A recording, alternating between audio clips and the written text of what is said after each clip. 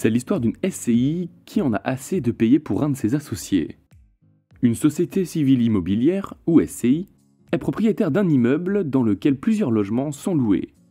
Un des logements est occupé par un des associés, à qui les autres associés demandent de payer un loyer ainsi que les charges.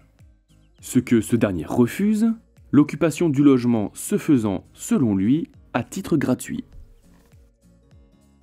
Ce que les autres associés contestent et avancent comme preuve un document fourni à l'administration fiscale dans lequel l'associé est désigné comme étant un des locataires de la SCI.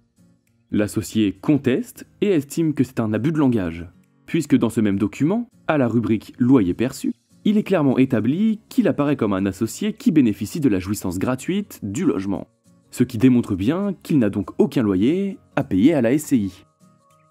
Ce que valide le juge. Mais si tout porte effectivement à croire que l'occupation à titre gratuit ait bien été consentie à l'associé, le juge lui rappelle que cela ne le dispense pas pour autant de payer les charges courantes liées à l'occupation du bien.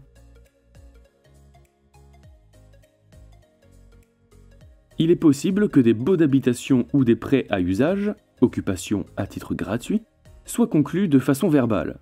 Mais pour éviter toute confusion, un contrat écrit rédigé par les parties reste la meilleure solution.